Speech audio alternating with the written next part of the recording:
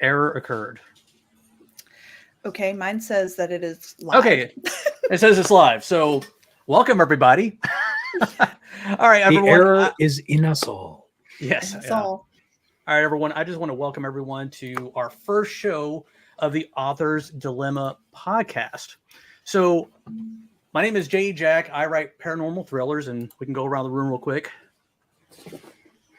I'm Hyrum Hawks. Yeah, I write hard sci-fi and hard sci fantasy.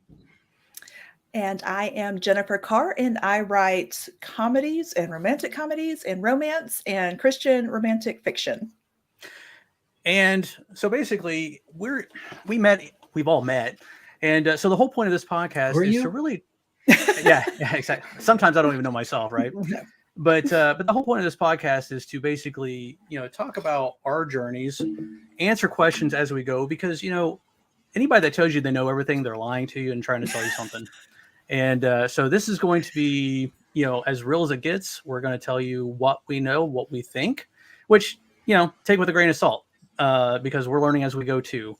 So, yeah. Oh, and by the way, we're doing this live. So if you have questions, be sure to, write them in the comments, and we should be able to see them.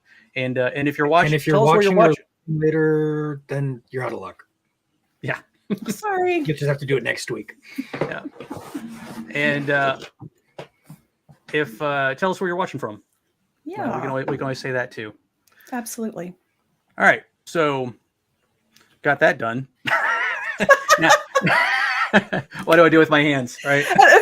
What do we do? So let's jump in and just kind of talk about how we got started writing, because we all have very different, and we don't have to tell the whole story, but we can just tell a real quick, brief how we started writing our first book.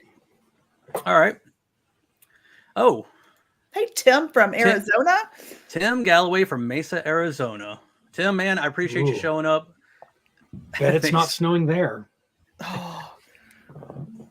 Hey, it stopped snowing here too. Gotta love Utah. That's right. That's right. Yeah. So I'm out of Louisiana, so I don't see snow very often. I was gonna say, in Alabama, snow is the greatest photo I think of all time was two college students in Cairo after the first snow. This is 10, 20 years ago. The first snow they'd had in 100 years, and it showed that one was making a snowball, and the friend was behind him, leaping in the air with a giant snowball, about to slam him on the head with it. Oh my gosh. And so that tells me children are the same, college students too, no matter where they are. If there's snow, they will throw snowballs at each other. Well, it's interesting. And here again, we'll get back to the books real quick. See, and this is another thing about having a live show is we're gonna, run after rabbit trails like it's a profession. So but in Arizona, I used to live there. A lot of ADD. And what's amazing is even as far south as Tucson, sometimes snow happens, which is, I grew up in the Southeast, and I didn't know that happened. So that was an interesting, oh wow, so this is how this is. So all right, so let's get back to books. And so how did we start? Hyrum, let's go with you, man. How did you start? Sure. So I didn't know I was a writer until I was 40, which is only 2 years ago. But I always was the class clown. But I had a different target audience. I would go after the teacher. Because if you make the teacher laugh, you don't get in trouble. If you make your classmates laugh, you get in trouble. So I was a comedian even then, but I never got in trouble. So I didn't really get told, he's a class clown. But when I was 40, I decided I would help my children who want to be writers. So I started binging the Writing Excuses podcast, which I highly recommend. And partway through that, I had the idea for became a novella about a conspiracy theorist who was so awful. But then the Writing Excuses people are like, you can't have a truly unlikable protagonist. I was like, then his pet ferret will be the protagonist. And I wrote a 40,000 word novella. It's, I'm sure, terrible. I haven't looked at it in 2 years, and I'm going to rewrite it someday into a full length novel. And that's when I became a novelist, because I was like, that was the most fun I think I've ever had. I love that. That's interesting. You just needed an excuse to play in your imagination. Oh, Right. Yes. nice. All right. So Jen, what about you? Well, I've always been a writer. I've always mostly essays, speeches, that kind of thing. I was always really good at it in school, won a few contests, and every time I would take an aptitude test, it was like, you need to be a teacher, a writer, or an actor. And like 2 out of 3 of those things, it's like a 1 in a million shot, right? Like, who's going to become an actor or a writer and be successful? And so I just went along with becoming a teacher, and I taught private school kind of thing. And now we homeschool our kid. And so I've always just been a teacher. And then a couple years ago, literally 2 years ago, I had a dream, and I woke up from it, and I was so disappointed that I didn't know how it ended, that I started writing where it started, and then the dream where I thought it should end. And so when I got to I don't know, what probably would have been like the 4th chapter, I went, I think I'm going to write a book. And so I kept writing, and I told my husband, I said, I think I'm going to write a book. And he was like, fantastic. And next thing you know, my 3rd book comes out in February. So that's awesome. So I have a question. Who's the class clown in your homeschool? Listen, yes, usually. I thought can the teacher be the class clown, I guess? You should really be at the parent-teacher conferences. Just saying. All right, so I started. So let's see. I always was creative minded, and I've tried writing off and on. And even when I first joined the military, I wrote a couple of short stories, and of course, the mistake I made was showing them to my friends at the time, and wasn't a good experience. So I quit writing for a long time, and it was something I always wanted to get back to. And when COVID happened, I'm one of those people that I always believed in.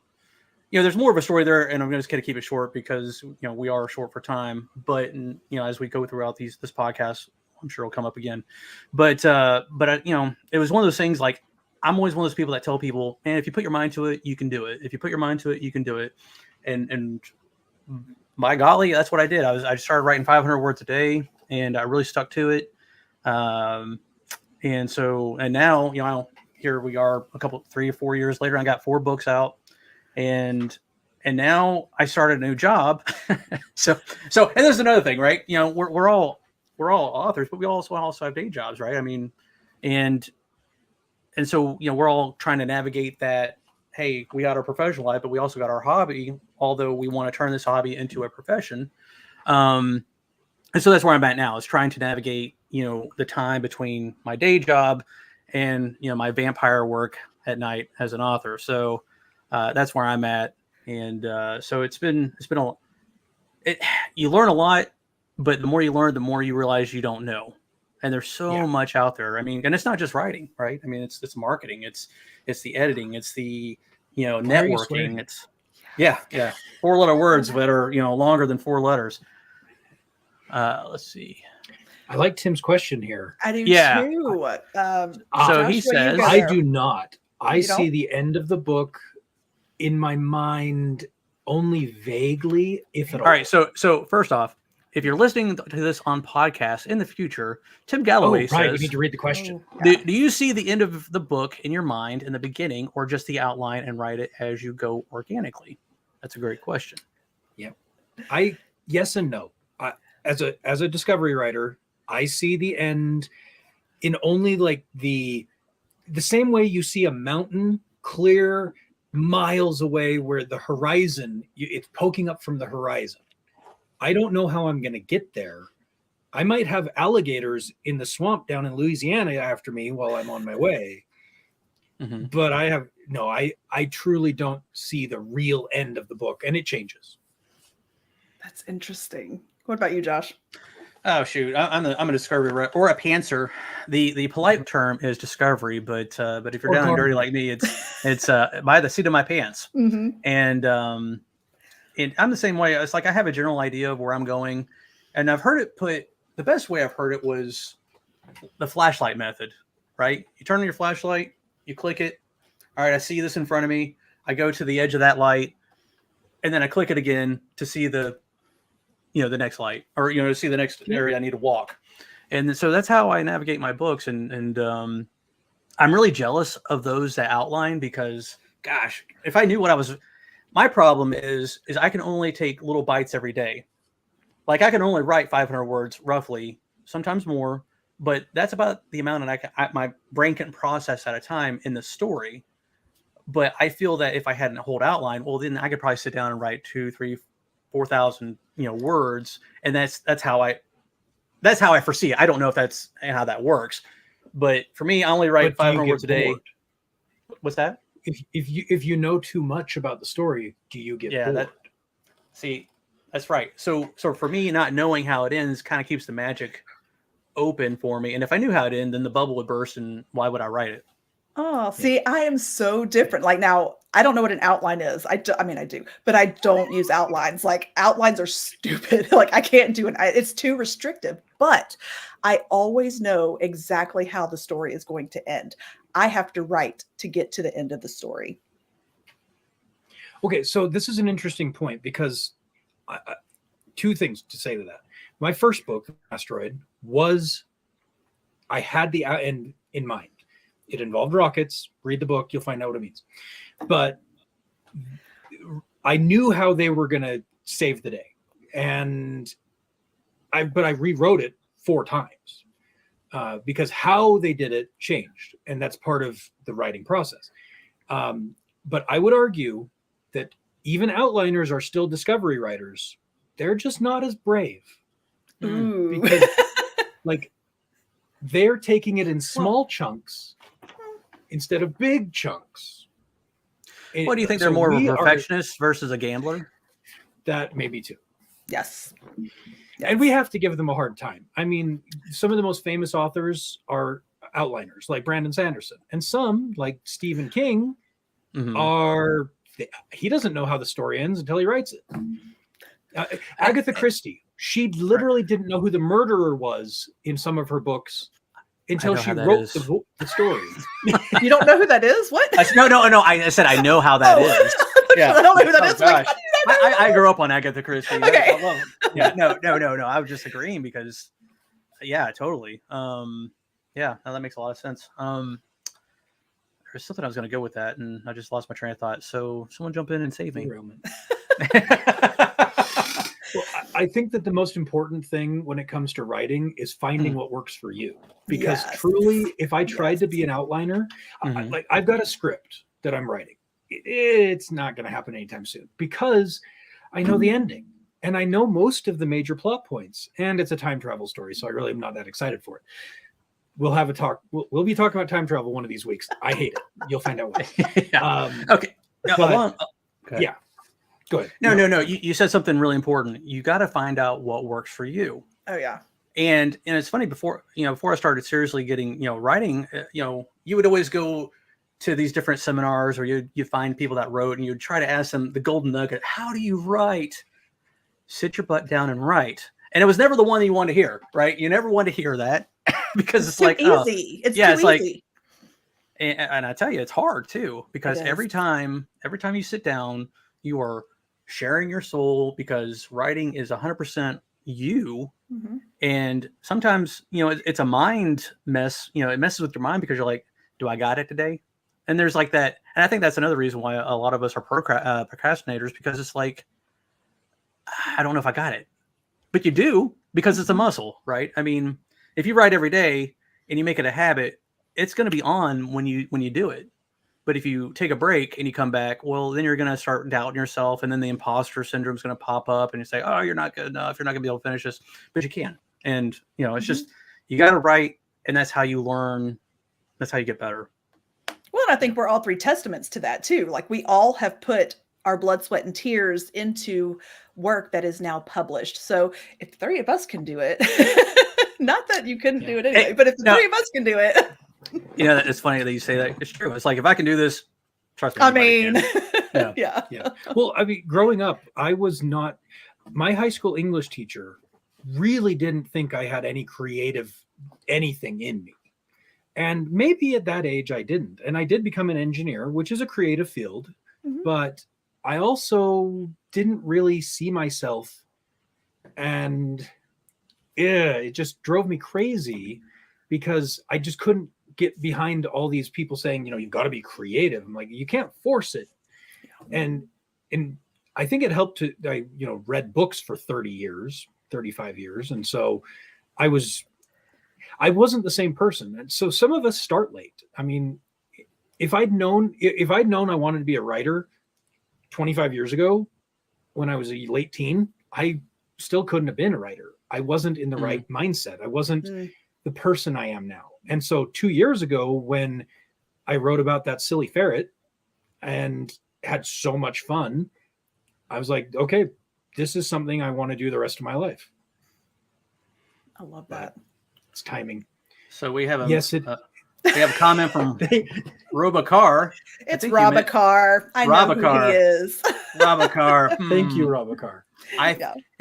Carr says, I think you meant it's a time travel script. So I already know the beginning with a smiley face. Well, that's the hardest part, is the solution for all time travel movies is more time travel. That's true. Listen, don't get those. I got a fever, for that. And what I need is more time travel. Yeah. Thanks for your comment, Rob. And Dan Kim says Josh's work ethic is on fire. I got to see it firsthand, learned a lot from him. Keep up the good work, everyone. Well, thank you, Dan. That's nice. I will send you $20 later. Oh, are we supposed to pay people to be nice to us on here? Dadgummit. Yeah, is that the secret? Oh, all those. Well, that's another thing. That's another thing with writing, right? It's like, how do you make $200? You start with $400. Spend $1,000. Oh, yeah. Seriously. Yeah, I've yet to make any money. Right. Though I'm excited for, like, I'm going to go to LTUE, the Life, the Universe, and Everything convention in February in Provo, which is a very long-standing. It's convenient for me, only an hour away, but I might make enough to pay for the things I buy there, but probably not for actually paying the bills. So yeah, having a day job is very important right now. Oh, totally. Yeah. Well, and you got to think about it. I mean, you're paying your dues. It's like going to college, right? You're paying the tuition of learning this thing that we do together, and really, a lot of people are like, it's funny because people come to me like, I want to be a writer, and I'm like, are you sure? I mean, because it's not just writing, and like going back to what I've kind of alluded to before. It's like, the story is just one aspect of it. Then it's dealing with people, right? I mean, it's dealing with. I'm just kidding. Four-letter words. No, right. I mean, because you got to get a cover, you got to get an editor, if you want to do it right. I mean, and I highly suggest if you do go down the right, be as professional as possible, because whatever you put out speaks volumes about you and your brand. And we'll talk about that at some point too. Yeah, actually. So I did that wrong. So I found out the real secret is to marry someone who's already an editor. Dude, but my wife doesn't want to be an editor. No, I'm out of luck. I'm just gonna have to pay people. No, I'm really blessed on that part. And honestly, that's another thing too. You have to talk about your environment. There's no way I could do this without my wife. There's no way I could do this without the support of family, right? Yep. I mean, and some people out there, man, I feel for you. Some people don't have that. That's an obstacle. We all have obstacles. Some people have obstacles writing. Some people have obstacles learning the marketing. Some people have obstacles with the environment. But everything could be overcome, right? Yeah. It's just you got to learn to learn different strategies to get around it. But you said it best, Hyrum. Man, my wife edits my books, and she does a fantastic job. She was a paralegal for 20 plus years, and she's very good. Which, by the way, if you want to, if you need someone to edit your books, That's fantastic. Well, I think that's just something for another day. Networking. Yeah.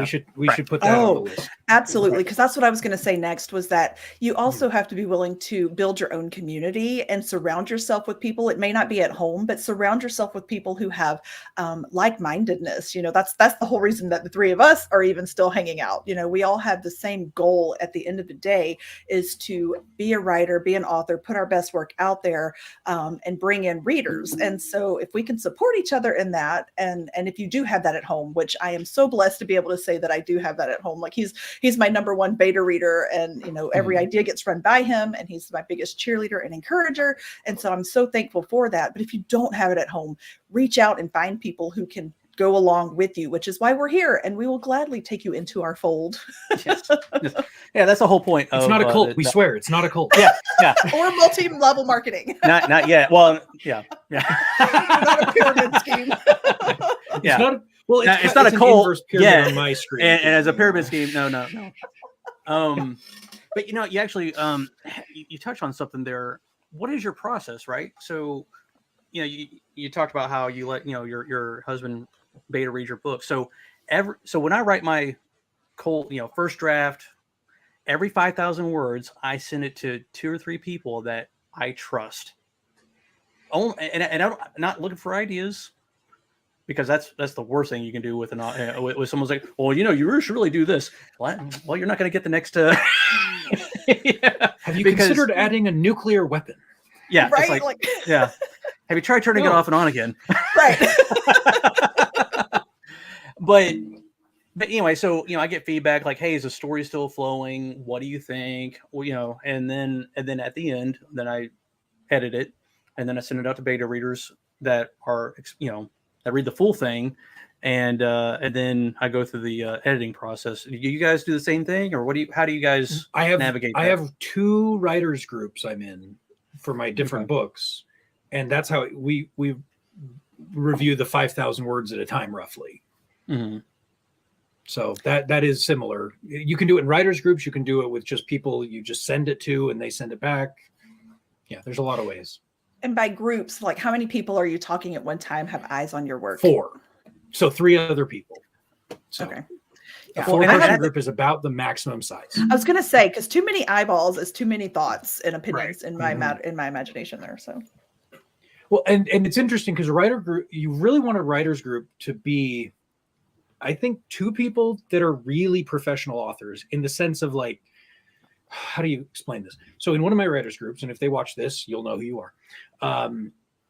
2 of the people beta read well, as in they say, hey, you forgot to wrap up this loose end, and have you considered that people are going to be confused by this? And then I'm not as good of a beta reader. I'm more of a reader. I'm not like an author reader. And so I read it. I'm like, that was so much fun. I wanted to punch this person. I really hate this person. I wanted to give this person a big hug. And that's kind of, so having 1 or 2 people that can give you the author criticism, and then someone maybe who's not as competent give you the reader criticism, the vibe vibe. It's a vibe. Yeah. I tell you what, I have one beta. Yeah, no, I mean that's 100%. Like I have one beta reader, and this guy, every chapter he gives a synopsis of what happened, how he felt about it. I mean, dude, like, I love the guy. I mean, he's fantastic. Like he's helped me out plenty of times. That's great. Mm-hmm. And it's so helpful if you ever are that beta reader. It's so helpful if when something makes you laugh, you note it. Even just a smiley face in your beta notes. It's like, oh my gosh, I'm so glad that someone else thought that was funny. So, yeah. Or if you feel something, like if something moves you, or, just so you know that, hey, I've got the emotion flowing, or, I really could feel more emotion right here, because I have a critique partner who we go back and forth, and she's like, I really didn't feel anything. Like, he said that he was upset, but I need to see more of that, or I need to feel more of that. And so to have somebody to, if you're reading for somebody else, by all means, make all the notes that you could possibly make. Right.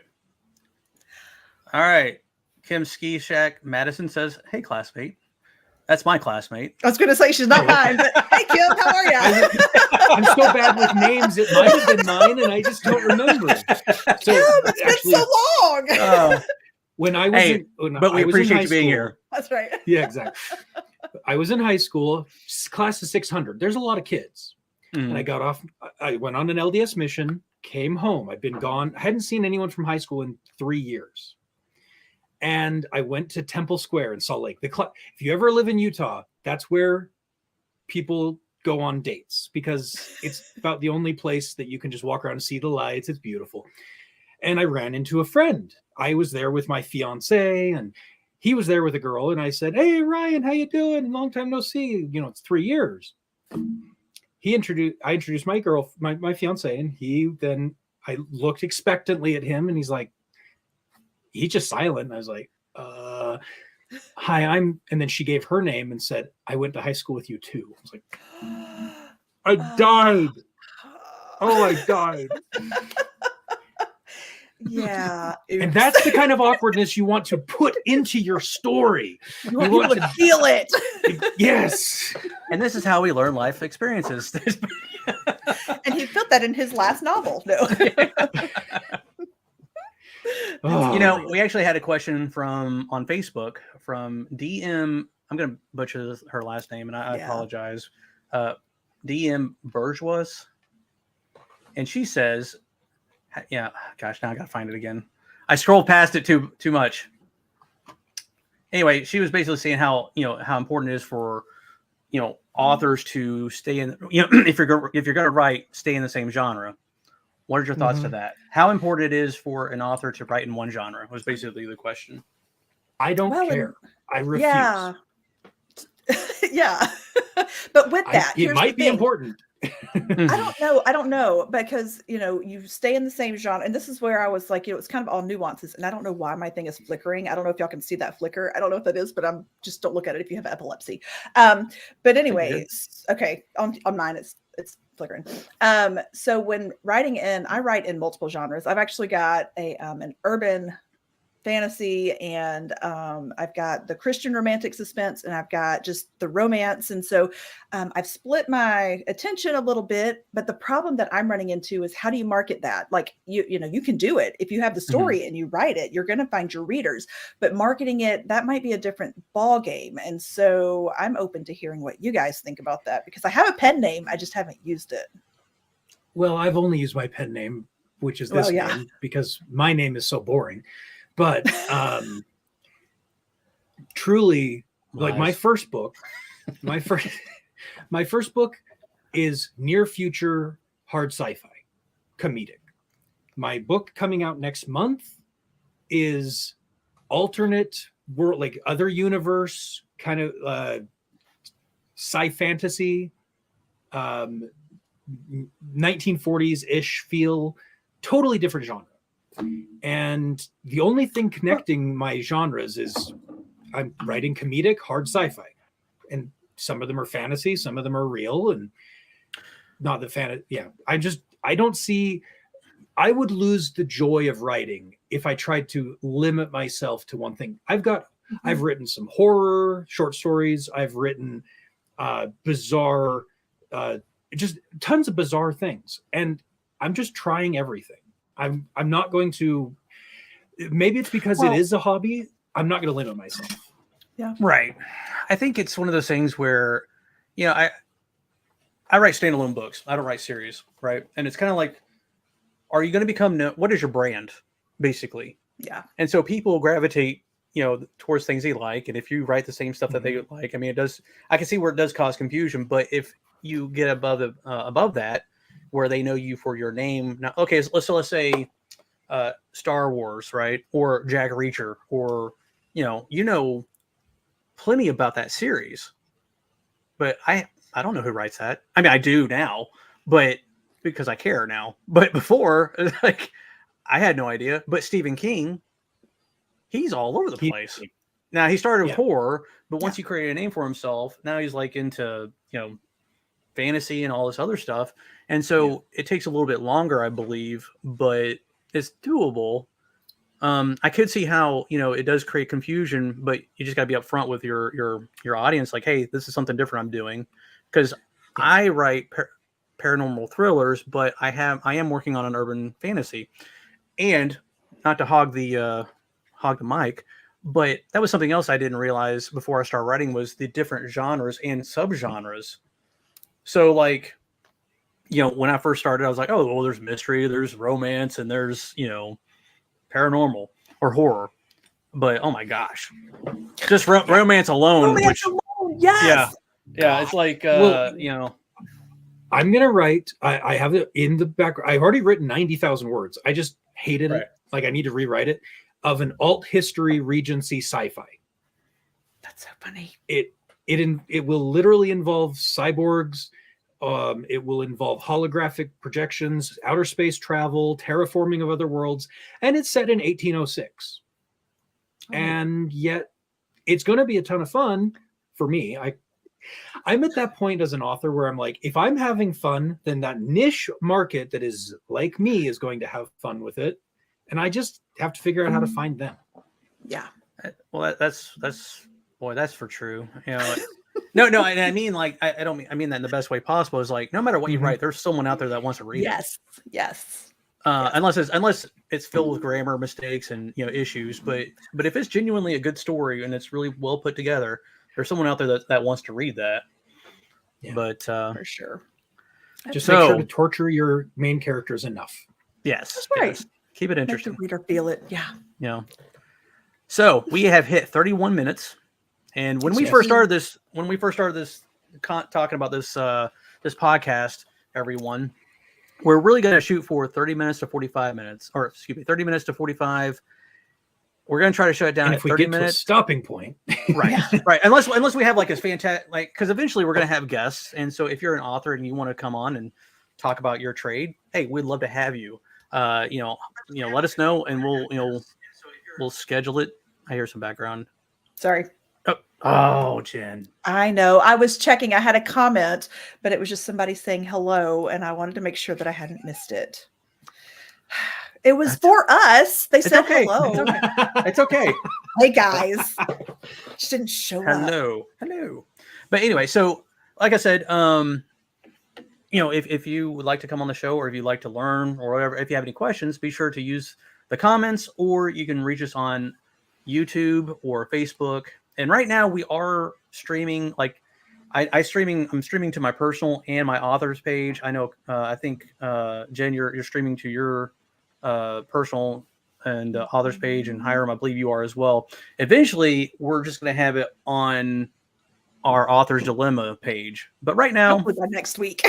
Because right now we can't stream directly to Author's Dilemma just because of the program that we're using. But eventually we will be moving to that. So if you would like to follow us, be sure to go to our page on YouTube or Facebook, The Author's Dilemma. And so people that follow us, we're going to call you tadpoles, because we're all tadpoles learning to grow so we can jump to the next level. But we had not discussed that in committee. It was mentioned like a flyby. And I love it. It's since I didn't get anything back. Tadpoles, baby. Hiram, please take note that if we need to veto something, it needs to happen right away. So let's at least give them some heads up. So, next time on Tadpoles. No, it's the Author's Dilemma, but I know. Yeah.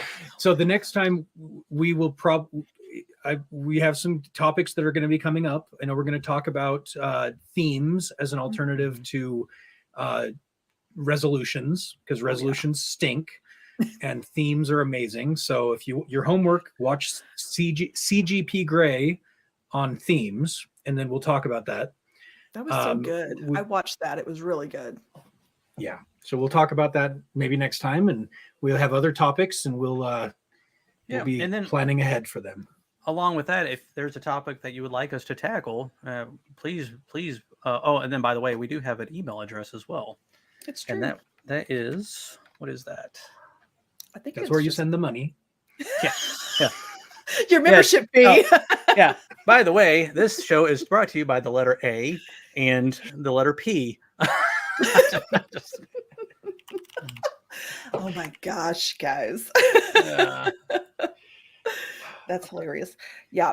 And also we will post probably every week just saying, hey, if there's a question we want to hear back from you, just go to the Facebook page, follow us there, and answer the question, and then you can end up on the show with us through your question, and we'll answer it that way.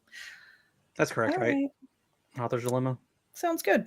Yeah. All right. So, yeah, I'm pretty sure that was it. So you can contact us at our Gmail. We need an outro at this point, like some kind of we press a button and it plays some annoying music. Yeah. How do we end this? What do I do with my hands? All right, everyone. We appreciate you sharing your time with us this evening, and we look forward to many, many more.